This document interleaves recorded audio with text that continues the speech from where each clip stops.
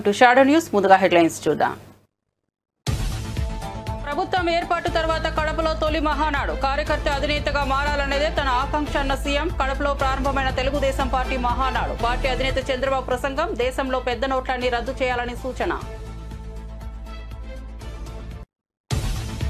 ఎన్టీఆర్ టీడీపీని స్థాపించిన ముహూర్త బలం గొప్పదన్న మంత్రి లోకేష్. పార్టీ పెద్ద పండుగ మహానాడు కోసం సర్వాంగ సుందరంగా ముస్తాబైన కడప నగరం. మహానాడు నేపథ్యంలో మంత్రి లోకేష్ ఎక్స్ వేదికగా ఆసక్తికర పోస్ట్. కార్యకర్తలే పార్టీకి బలమన్న లోకేష్.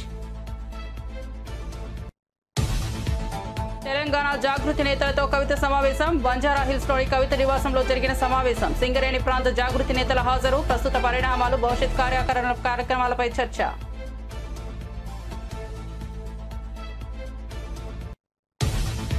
టీడీపీది మహానాడు కాదు దగా అన్న మాజీ మంత్రి శైలజానాథ్. ఎన్టీఆర్ ను వెన్నుపోటు పొడిచిన గనుడు చంద్రబాబు అని వ్యాఖ్య. ఎన్టీఆర్ పై చెప్పులు వేయించింది చంద్రబాబు నాయుడే. అసలు వారసుడు బాలకృష్ణ దబిడి దబిడి అంటూ తిరుగుతున్నాడని ఎద్దేవా. థ్యాంక్యూ డిప్యూటీ సీఎం గారు. పవన్ కళ్యాణ్ కు కృతజ్ఞతలు తెలిపిన దిల్ రాజు. టికెట్ ధరల పెంపు, థియేటర్లలో తిను బండారాల ధరలపై పవన్ సూచనలు. పవన్ ఆలోచనలతో ఏకీభవిస్తున్నారన్న దిల్ రాజు. ఈ మేరకు ఓ ప్రకటన విడుదల.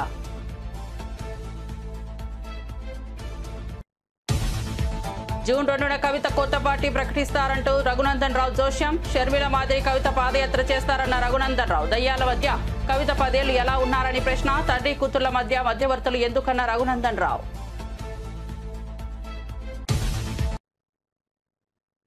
ఇక వార్త వివరాల్లోకి వెళ్తే తెలుగుదేశం పార్టీ మహానాడు పండుగ సందర్భంగా పార్టీ అధినేత ఆంధ్రప్రదేశ్ ముఖ్యమంత్రి నారా చంద్రబాబు నాయుడు పార్టీ కార్యకర్తలు, నాయకులు, అభిమానులకు శుభాకాంక్షలు తెలియజేశారు. ప్రభుత్వం ఏర్పడిన తర్వాత కడపలో జరుగుతున్న ఈ తొలి మహానాడు ఎంతో కీలకమైనదని ఆయన పేర్కొన్నారు. ఈ సందర్భంగా ప్రజాసేవకు పునరంకితం కావాలని పార్టీ శ్రేణులకు పిలుపునిచ్చారు. చంద్రబాబు నాయుడు ఎక్స్ ఖాతా ద్వారా తన సందేశాన్ని పంచుకున్నారు. ఉత్తుంగ తరంగంలా ఎగిసిపడే ఉత్సాహం టీడీపీ కార్యకర్తల సొంతం. ఉరకలేసే యువత తెలుగుదేశం ఆస్తి అని కార్యకర్తల ఉత్సాహాన్ని, యువత ప్రాముఖ్యతను కొనియాడారు. తెలుగు వారి కీర్తిని ప్రపంచవ్యాప్తం చేయడం తెలుగుదేశం పార్టీ పవిత్ర కర్తవ్యమని నొక్కి చెప్పారు. ప్రపంచ దేశాల్లో తెలుగువారు ఎక్కడున్నా ఆ దేశానికి తలమానికంగా మారాలన్నదే మన సంకల్పం. అందుకే మనం నిరంతరం శ్రమిస్తున్నామని చంద్రబాబు తెలిపారు. మన మీద ప్రజల్లో అశాంతి పోయింది. ఎవరు ఏం చేస్తారో అని అలజడిపోయింది. కూటమి పాలనతో ప్రజలకు స్వేచ్ఛ వచ్చింది. నేడు ప్రతి ఒక్కరు కూడా భద్రతతో, భరోసాతో బతికే పరిస్థితి వచ్చింది. ఎన్నికల ఫలితాలతో చీకటి తొలగిపోయింది. భవిష్యత్తు పైన ఆశలు పెరిగాయి, ఆస్పిరేషన్స్ పెరిగాయి. మన కోట్లిచ్చి గెలిపించారు. తిరిగి వారి జీవితాలు బాగు చేస్తామని మన మీద ఆశలు పెట్టుకునే పరిస్థితికి వచ్చారు.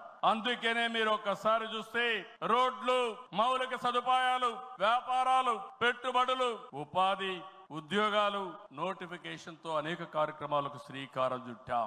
64 లక్షల మందికి 4,000, 6,000, 10,000, 15,000 రూపాయలు పింఛనిచ్చే ఏకైక రాష్ట్రం భారతదేశంలో ఆంధ్రప్రదేశ్ రాష్ట్రం.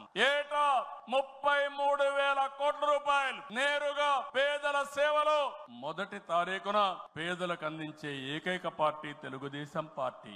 అన్నా క్యాంటీన్ ద్వారా పేదవాడి ఆకలి తీరుస్తున్నాం. దీపం పథకంతో 1 కోటి మంది లబ్ధిదారులకి 3 సిలిండర్లు సంవత్సరానికి ఇస్తున్నాం. ఉచిత ఇసుక, మత్స్యకారుల సేవలో ఆర్థిక సహాయం, అర్చకులు, ఇమాములు, మౌజములు, అదే మారిగా పాస్టర్లకు గౌరవ వేతనాలు పెంచాం. ప్రజల్ని భూతమలా పీడిస్తున్నటువంటి ల్యాండ్ గ్రాబింగ్ యాక్ట్ ని రద్దు చేశాం. డిఎస్సి నోటిఫికేషన్ ఇచ్చాం. మొదటి సంతకం పెట్టాం. మళ్ళీ స్కూళ్లు తెరిచే లోపల అందరికీ ఉద్యోగాలు ఇచ్చే బాధ్యత మనం తీసుకున్నాం. ఇది నెరవేరుస్తున్నామని చెప్పి కూడా నేను మీకు తెలియజేస్తున్నా. ఇదే కాదు, మళ్ళీ పారిశ్రామికవేత్తల్లో నమ్మకాన్ని కల్పించి పెట్టుబడులు తీసుకొస్తున్నాం. 11 నెలల్లో 6 స్టేట్ ఇన్వెస్ట్మెంట్ ప్రమోషన్ బోర్డు మీటింగ్లు పెట్టి 76 ప్రాజెక్టులకి శ్రీకారం చుట్టాం. దీనివల్ల 4,95,000 కోట్ల రూపాయలు పెట్టుబడులు వస్తున్నాయి. 4,57,000 మందికి ఉద్యోగాలు వస్తున్నాయని చెప్పి కూడా నేను మీకు తెలియజేస్తున్నా. ఇది ఒక పక్కన మీరు చూస్తే, నేను ఒకటే మీ అందరికి హామీ ఇస్తున్నాను. మీ అందరిని ఇంటింటికి పంపించి మన ఎన్నికల మేనిఫెస్టో విషయాలు చెప్పాం. సూపర్ 6 కూడా చెప్పాం. ఎవరు ఎన్ని మాట్లాడినా, ఎన్ని ఇబ్బందులున్నా ఇవన్నీ నిలబెట్టుకునే బాధ్యత మనదని మరొక్కసారి మీ అందరికీ విజ్ఞప్తి చేస్తున్నా. ప్రజల్లో అశాంతి పోయింది. రాబోయే 10 సంవత్సరాల్లో రాష్ట్ర ఆర్థిక పరిస్థితే కాదు, మనం అనుకున్న విధానాలన్నీ చేసి ఆటో పైలట్ లో పెట్టే బాధ్యత మనదని చెప్పి మీకు తెలియజేస్తూ టీడీపీ నాయకులు కార్యకర్తలు పెద్ద పండుగగా భావించే మహానాడు ఇవాళ నుంచి కడపలో అంగరంగ వైభవంగా ప్రారంభం కానుంది. పార్టీ పెద్ద పండుగ మహానాడు కోసం కడప నగరం సర్వంగా సుందరంగా ముస్తాబైంది. ఎటు చూసినా పసుపు జెండాలు, పచ్చడి తోరణాలతో పండుగ వాతావరణం కనిపిస్తోంది. 2024 ఎన్నికల్లో గెలిచిన తర్వాత జరుగుతున్న మొదటి మహానాడు కావడంతో టీడీపీ ఘనంగా నిర్వహిస్తోంది. ఇక మహానాడు కార్యక్రమానికి పార్టీ నేతలు, కార్యకర్తలు రాష్ట్రం నలుమూలల నుంచి తరలివచ్చారు. మహానాడు కోసం కడప శివారు చెర్లోపల్లిలో భారీ ఏర్పాట్లు చేశారు. మొదటి 2 రోజులు ప్రతినిధుల సభ, చివరి రోజు బహిరంగ సభ నిర్వహించనున్నారు. కాగా మహానాడు నేపథ్యంలో పార్టీ ప్రధాన కార్యదర్శి మంత్రి నారా లోకేష్ ఎక్స్ వేదికగా ఆసక్తికర పోస్ట్ పెట్టారు. సోషల్ రీఇంజనీరింగ్, పేదరికం లేని సమాజం తెలుగుదేశం పార్టీ లక్ష్యం. 2 రూపాయలకే కిలో బియ్యం, జంతా వస్త్రాలు, పక్కా ఇల్లు, పెన్షన్ ఇచ్చింది అన్న ఎన్టీఆర్. చాలని పెన్షన్ 5 రెట్లు పెంచారు. 200 రూపాయల నుంచి 1000 రూపాయలు చేశాం. ఒకే సంతకంలో 1000 రూపాయల పెన్షన్ ని 2000 చేశాం. ఇప్పుడు ఏకంగా భారతదేశంలో ఏ రాష్ట్రంలో ఇవ్వని విధంగా 4000 రూపాయల పెన్షన్ మన చంద్రన్న అందిస్తున్నారు. ఇంతేకాదు డ్వాక్రా, దీపం, అన్న క్యాంటీన్ ఇచ్చింది మన చంద్రన్న. భారతదేశంలో ఏ నాయకుడు సాహసం చేయలా, కానీ మన నాయకుడు చంద్రన్న సాహసం చేసి ఎన్ని ఆర్థిక ఇబ్బందులున్నా ఇచ్చిన బాబు సూపర్ 6 హామీ నిలబెట్టుకునేందుకు ముందలికి అడుగులేస్తున్నారు. మన ప్రభుత్వ అధికారులకు వచ్చిన వెంటనే పెన్షన్ పెంచాం, మూసేసిన అన్న క్యాంటీన్లు తిరిగి ప్రారంభించాం, మెగా డిఎస్సి ఏర్పాటు చేశాం. వచ్చే నెలలో తల్లికి వందనం ఇస్తున్నాం. ఆగస్టు మాసంలో ఉచిత బస్ ప్రయాణం కూడా మన ప్రభుత్వం అందజేయబోతుంది. ఇప్పుడు ఏకంగా P4 కాన్సెప్ట్ తో పేదరికం నుంచి కుటుంబాలు బయటికి తీసుకొచ్చేందుకు చేయూత అందిస్తున్నారు మన చంద్రన్న. తెలుగుదేశం పార్టీ ఆవిర్భావం తర్వాత బడుగు బలహీన వర్గాలకి ఆర్థిక, రాజకీయ స్వాతంత్రం వచ్చింది. పార్టీకి పునాదిగా ఉన్న మన బీసీలకి ఏకంగా స్థానిక సంస్థల ఎన్నికల్లో 33% రిజర్వేషన్ అందించింది తెలుగుదేశం పార్టీ. అందరికీ ఆమోదంతో ఏకంగా వర్గీకరణ చేసింది కూడా తెలుగుదేశం పార్టీ. అందుకే ప్రతి వర్గానికి న్యాయం చేయాలి, సోషల్ రీఇంజనీరింగ్ చేయాలనే లక్ష్యంగా మనందరం పెట్టుకోవాల్సిన అవసరం ఉంది. బీఆర్ఎస్ ఎమ్మెల్సీ తెలంగాణ జాగృతి వ్యవస్థాపకురాలు కల్వకుంట్ల కవిత జాగృతి సంస్థ ప్రతినిధులతో సమావేశమయ్యారు. నగరంలోని బంజారాహిల్స్ లో ఉన్న ఆమె నివాసంలో ఈ భేటీ జరిగింది. ఈ సమావేశానికి ముఖ్యంగా సింగరేణి ప్రాంతానికి చెందిన తెలంగాణ జాగృతి నాయకులు హాజరయ్యారు. ప్రస్తుత రాజకీయ, సామాజిక పరిణామాలతో పాటు తెలంగాణ జాగృతి సంస్థ భవిష్యత్తులో చేపట్టబోయే కార్యక్రమాల గురించి ఈ సమావేశంలో ప్రధానంగా చర్చించినట్లు సమాచారం. సంస్థ కార్యకలాపాలకు మరింత విస్తృతం చేయడం, ప్రజలకు చేరువయ్యే నూతన కార్యక్రమాల రూపకల్పన వంటి అంశాలపై నేతలు తమ అభిప్రాయాలను పంచుకున్నట్లు తెలుస్తోంది.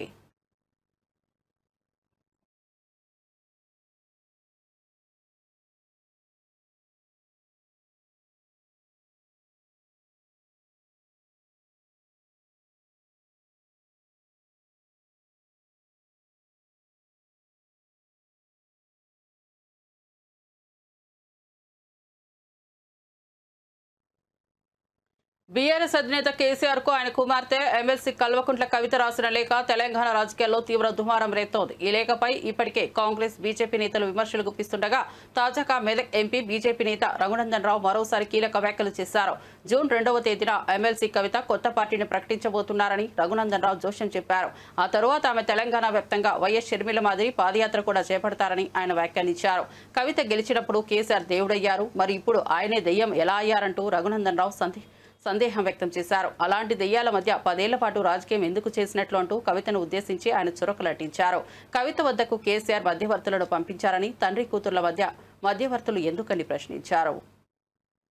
తర్వాత మీకు ఒక మంచి గుణపాఠం చెప్పి ఇంట్లో కూర్చోబెడితే మళ్ళీ ఇలా ఒకరి మీద ఒకరు కొట్లాడుకొని, ఒకరి మీద ఒకరు తిట్టినట్టు చేసి, నేను కొట్టినట్టు చేస్తాను, నువ్వు ఏడ్చినట్టు చేయని టీఆర్ఎస్ వాళ్ళు ఇతర పార్టీలకు పోయేందుకు టీఆర్ఎస్ పార్టీ ఖాళీ అయ్యేటువంటి ప్రయత్నాలు జరుగుతున్న తరుణంలో నాతోటి కొట్లాడితే నా బిడ్డ దగ్గర కొనరి, నా కొడుకుతోటి కొట్లాడితే నా అల్లుని దగ్గర కొనరని వాళ్ళే అన్ని గ్రూపుల్ని పెట్టుకొని చేస్తున్నట్టు ఇది ఒక నాటకంలా కనబడుతుంది తప్ప ఇంకొకటి ఏం లేదు. చెప్పాల్సిందే, నిన్నెవరో మధ్యవర్తులు వచ్చిరని ఇలా పేపర్లో చూసినాం. తండ్రికి బిడ్డకు మధ్యలో మధ్యవర్తులు ఎందుకు? నేరుగా మాట్లాడుకోవడానికి ఫోన్ ఉంది, ఫామ్ హౌస్ ఉంది, బిడ్డ వస్తా అంటే నాయన రానిస్తాడు కూడా. ఇవన్నీ కూడా ఈ రాష్ట్రంలో ఉన్నటువంటి సమస్యల్ని పక్కదారి పట్టించి వ్యక్తిగతమైనటువంటి ఎజెండాతోటి వాళ్ళ కుటుంబంలో ఏదో జరుగుతుంది, వాళ్ళే లీడర్లు కావాలనుకొని తండ్రి, కొడుకు, అల్లుడు వీళ్ళెవరికి నచ్చకపోతే మళ్ళీ కూతురు దగ్గరికి పోయేందుకు ఇంకో కొత్త కుంపటి పెట్టాలన్నట్టు కనబడుతుంది. నాకు అవగాహన ఉన్న కాడికి, నాకు అర్థమవుతున్న కాడికి చెల్లె కవిత ఆల్రెడీ మెంటల్గా ఫిక్స్ అయినట్టున్నది. టీఆర్ఎస్ పార్టీలోకి వెళ్ళి బయటికి పోదామని, సొంత ఏజెండా పెట్టుకుందామని, అక్క షర్మిలక్క చేసినట్టు పాదయాత్ర చేద్దామని, ఓ కొత్త పార్టీ పెట్టుకుందామని ఆమె డిసైడ్ అయినట్టు కనబడుతుంది. తేదీ ముహూర్తం కూడా నాకు అర్థమైన కాడికి బహుశా జూన్ 2వ తారీఖున కవితమ్మ కొత్త పార్టీ పెట్టవచ్చు. అంతకుమించి కొత్త కనబడేది ఏముంది? ఆడ కొట్లాట ఏముంది? తండ్రి కూతుర్లు, అన్న చెల్లెళ్ళు, పక్క రాష్ట్రంలో ఏమైందో చూసినాం. ఈ రాష్ట్రంలో కూడా గదే అవుతుంది. కొద్ది రోజులు పార్టీ పెడతారు, నడుస్తారు, పాదయాత్ర అయిపోతుంది. ఆ రాష్ట్రంలో అక్క చెప్పింది కదా, పాదాల మీద నడిస్తే పాదయాత్ర అని. అట్లా ఈడ కూడా చెల్లె పాదయాత్ర చేస్తుంది, కొద్ది రోజులు కొత్త పార్టీ పెడుతుంది.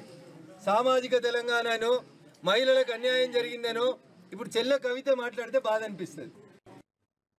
థియేటర్ల బంద్ వ్యవహారంపై AP deputy CM Pawan Kalyan స్పందించడం తెలిసిందే. దీని వెనుక ఉన్న వ్యక్తులెవరో తెలుసుకోవాలని ఆయన ఆదేశించారు. ఇకపై కొత్త సినిమాల టికెట్ ధరల పెంపు కోసం నేరుగా నిర్మాతలే ప్రభుత్వాల వద్దకు వచ్చే పరిస్థితి కాకుండా ఫిలిం ఛాంబర్ ద్వారా ప్రభుత్వానికి విజ్ఞప్తి చేసుకోవాలని కూడా పవన్ సూచించారు. అంతేకాకుండా థియేటర్లో నెలకొన్న పరిస్థితులు, తినుబండారాల ధరలు, కూల్ డ్రింక్స్ ధరలపై సమీక్షించాలని కూడా అధికారులకు దిశానిర్దేశం చేశారు. ప్రేక్షకులను సినిమా థియేటర్కు రప్పించేలా చర్యలు ఉండాలని సూచించారు. దీనిపై ప్రముఖ నిర్మాత దిల్ రాజు స్పందించారు. ప్రభుత్వాన్ని వ్యక్తిగతంగా కాకుండా ఫిలిం ఛాంబర్ ద్వారా మాత్రమే సంప్రదించాలని సూచన చిత్ర పరిశ్రమకు శాశ్వత దిశ ఇస్తుందని తెలిపారు. అందుకే తెలుగు చిత్ర పరిశ్రమ ప్రభుత్వాలతో కలిసి ముందుకు సాగాలని పిలుపునిచ్చారు. ఈ దిశగా ముఖ్యమైన తొలి అడుగులు వేసిన గౌరవనీయులు పవన్ కళ్యాణ్ కి ప్రత్యేకంగా కృతజ్ఞతలు తెలియజేసుకుంటున్నానని దిల్ రాజు వెల్లడించారు.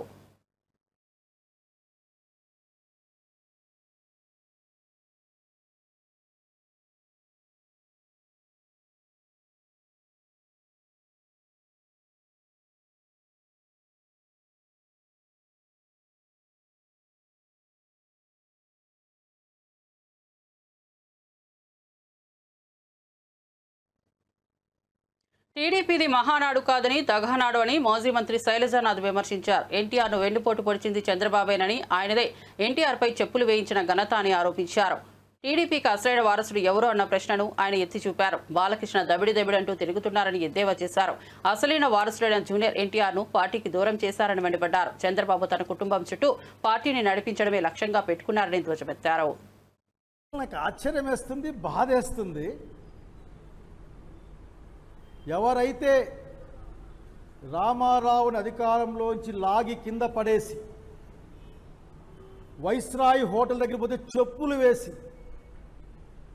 నిండు సభలేకొచ్చి అంతలావు మనిషి ఆఖరికి నాకు మాట్లాడడానికి అవకాశం ఇవ్వండి అని వంగపోతే కూడా మాట్లాడనీయకుండా హౌస్ నుంచి బయటికి నెట్టేస్తే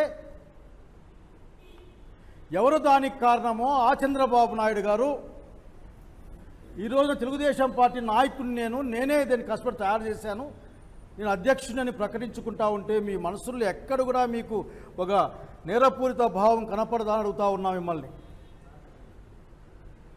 ఎంత ద్రోహం అది!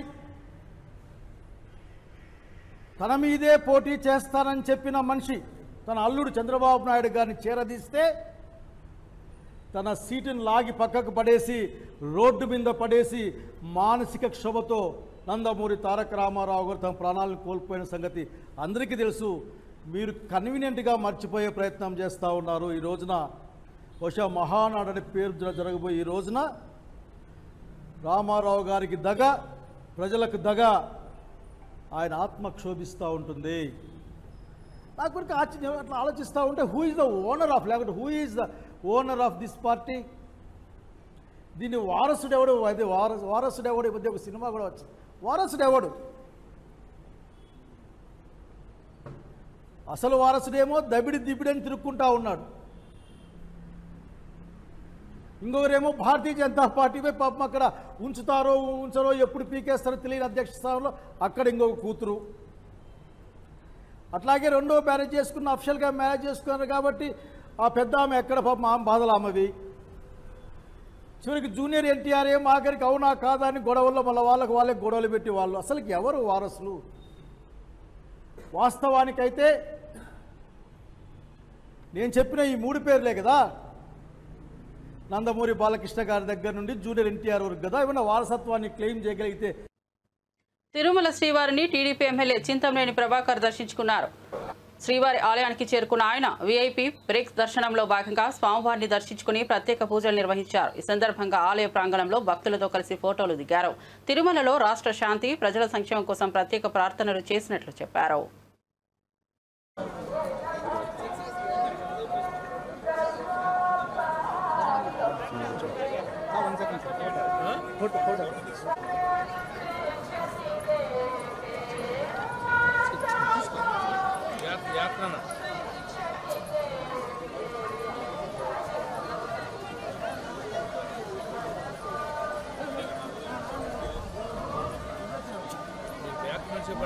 వెహికల్ పెట్టాలి అది ఎంత వెళ్తా ఉంటుంది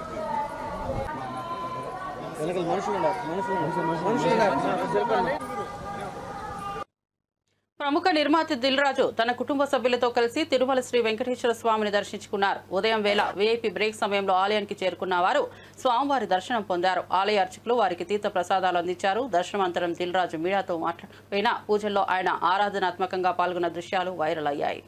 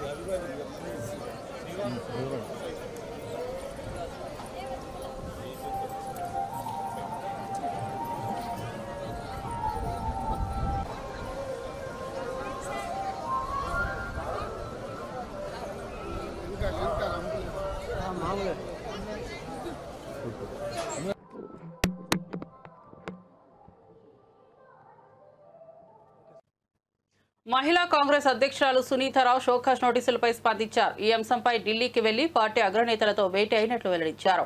ఇటీవల జరిగిన ఘటనపై క్షమాపణలు చెబుతూ తన వైఖరిని వివరిస్తూ ఒక లేఖను హైకమాండ్ కు సమర్పించినట్లు తెలిపారు. పార్టీ పట్ల తనకు ఉన్న విధేయతను స్పష్టం చేసిన సునీతారావు సమస్యను పరిష్కరించేందుకు ప్రయత్నిస్తున్నట్లు పేర్కొన్నారు. ఈ అంశం ప్రస్తుతం కాంగ్రెస్ వర్గాల్లో చర్చనీయాంశంగా మారింది. గతంలో అంటే మొన్న 14వ తారీఖు జరిగిన ఇష్యూ పైన మాట్లాడుతూ మా చెల్లెళ్ళు అక్కడ అసంతృప్తితో అక్కడ కూర్చోవడం జరిగింది. సో అది నిరసనగా నేను అన్నాను, మీరందరూ ప్రొటెస్ట్గా వేసి తర్వాత చాలా వరకు ట్రోల్ అయింది. దానికి ఇండిసిప్లిన్ నోటీస్, షోకాజ్ నోటీస్ వచ్చింది.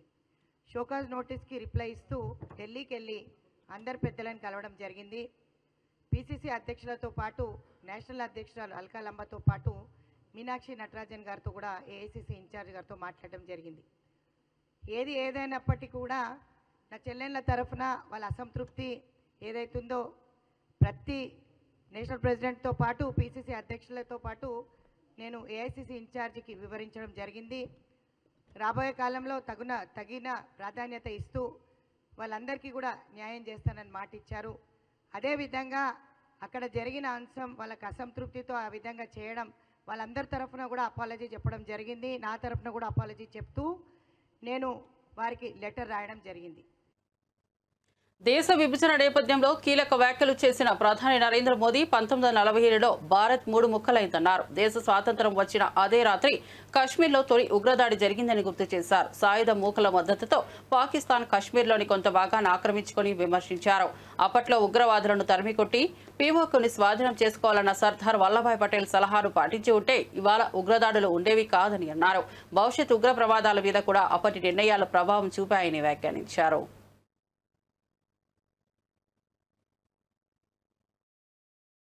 ये मुजाहिदीन जो लहू चख गए थे वो सिलसिला 75 साल से चला है. पहलगाम में भी उसी का विकृत रूप था. 75 साल तक हम झेलते रहे और पाकिस्तान के साथ जब युद्ध का नौबत आई तीनों बार भारत की सैन्य शक्ति ने पाकिस्तान को धूल चटा दी है।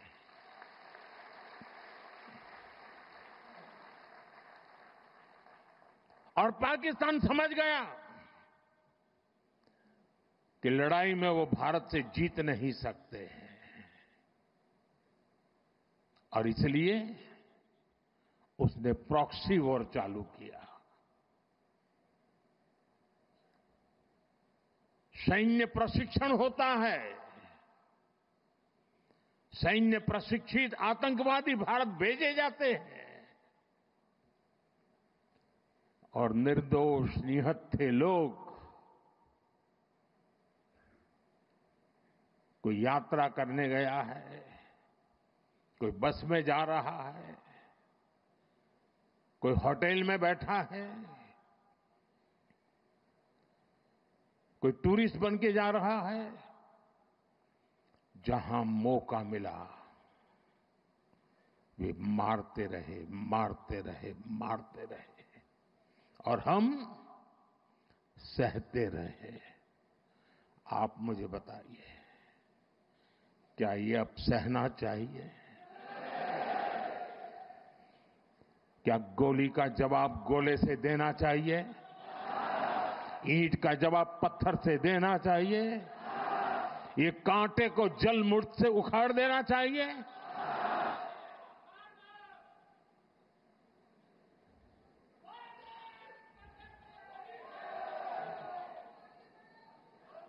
साथियों, ये देश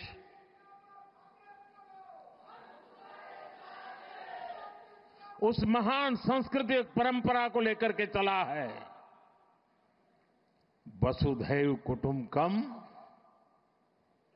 ये हमारे संस्कार है, ये हमारा चरित्र है, सदियों से हमने इसे जिया है। हम पूरे विश्व को एक परिवार मानते हैं।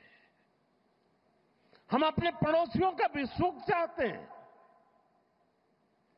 वे भी सुख चैन से जिए, हमें भी सुख चैन से जीने दे।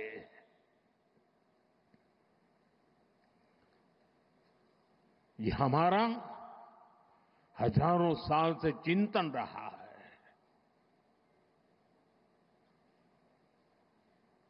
लेकिन जब పిన్నెల్లి సోదరులను హత్య కేసులో అక్రమంగా ఇరికించారని మాజీ మంత్రి విడుదల రజని ఆరోపించారు. ఇది రాజకీయ కక్షల వల్లే జరిగిన హత్య అంటూ స్పష్టం చేశారు. అసలు హత్య కేసులో ఆరోపణలు ఎదుర్కొంటున్న వారిని కాపాడేందుకు కుట్రలతో పిన్నెల్లి కుటుంబాన్ని ఇరుకునబెట్టే ప్రయత్నం జరుగుతోందన్నారు. మరణించిన వారి కుటుంబ సభ్యుల వాటల్లోని ఇది పక్కా రాజకీయంగా మలుపు దిగిన హత్యగా స్పష్టమవుతోందన్నారు.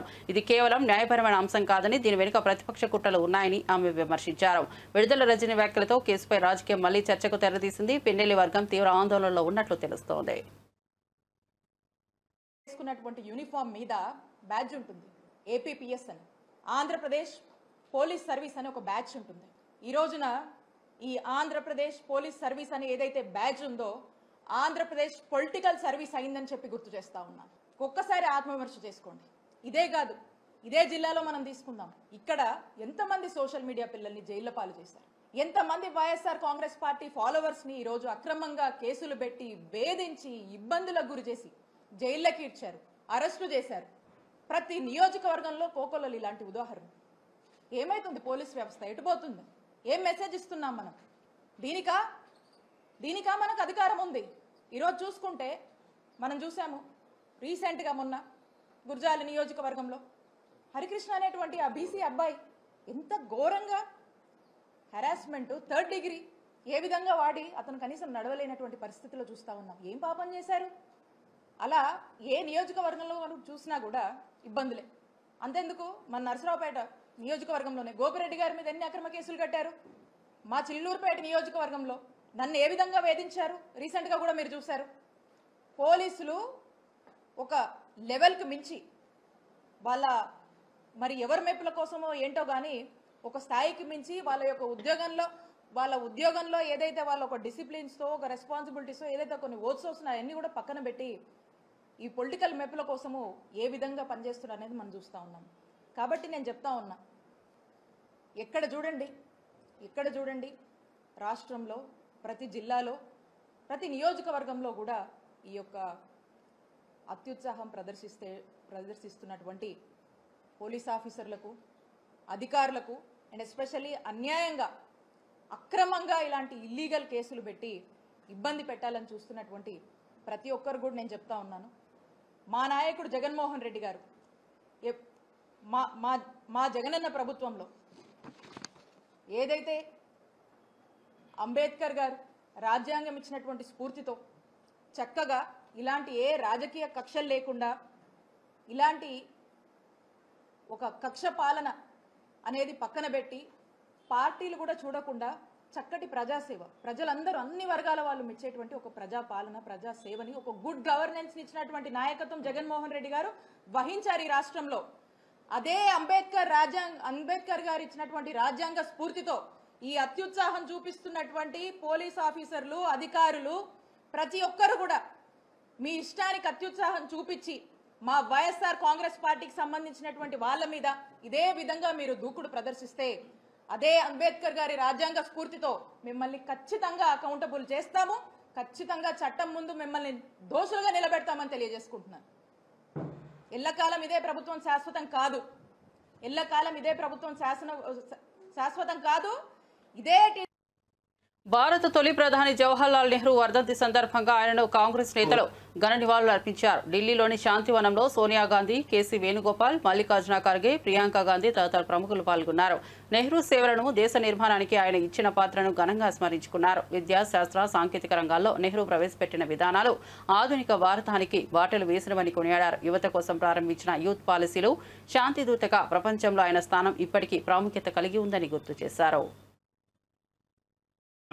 शिव संकल्पति ज्योतिरेकन तन्मे मनः शिव టీపీసీసీ చీఫ్ మహేష్ కుమార్ గౌడ్ ఢిల్లీలో కాంగ్రెస్ నేత రాహుల్ గాంధీతో కీలక భేటీ నిర్వహించారు. ఈ సందర్భంగా రాష్ట్ర కేబినెట్, కూర్పు శాఖల పంపకాలు, సమతుల్యతపై చర్చించినట్లు తెలిపారు. రాహుల్ గాంధీ ఈ అంశాలపై సానుకూలంగా స్పందించినట్లు వెల్లడించారు. పార్టీ నిర్మాణం, తెలంగాణలో సంస్థాగత మద్దతు పెంచే అంశాలపై సుదీర్ఘంగా చర్చించామన్నారు. అన్ని జిల్లాల్లో కాంగ్రెస్ బలోపేతం, కార్యకర్తల నిబద్ధతపై కూడా దృష్టి సారించామన్నారు. రాహుల్ గాంధీ నుంచి కీలక సూచనలు వచ్చినట్లు సమాచారం. మహేష్ కుమార్ గౌడ్ భేటీపై కాంగ్రెస్ వర్గాల్లో కీలక అంచనాలు నెలకొన్నాయి. తెలంగాణ రాష్ట్ర విషయానికి వచ్చిన కొన్ని విషయాలు కూడా వారికి చెప్పడం జరిగింది. వీలైన త్వరలో క్యాబినెట్ కూర్పు కూడా చేయాల్సిందిగా వారికి మనవి చేయడం జరిగింది. వారు త్వరలోనే చేస్తామనే మాట కూడా చెప్పడం జరిగింది. పార్టీ నిర్మాణం గురించి, తెలంగాణ రాష్ట్రంలో జరుగుతున్న సంస్థాగత నిర్మాణ కార్యక్రమాల గురించి, జై బాపు జై భీమ్ కార్యక్రమాల గురించి వారికి వివరించడం జరిగింది. కేసీ వేణుగోపాల్ గారు అన్ని డీటెయిల్గా మాట్లాడినట్టుగా తెలుస్తూ ఉంది. ఇవాళ ఉంటుందా, మళ్ళీ పిలుస్తారా అనేది ఇంకా తెలియరాలేదు. మొత్తానికి త్వరలో ఇవన్నీ కూడా కార్యక్రమాలు కమిటీతో పాటు మిగతా కార్యక్రమాలు. మరిన్ని అప్డేట్స్ కోసం చూస్తూనే ఉండండి షాడో న్యూస్.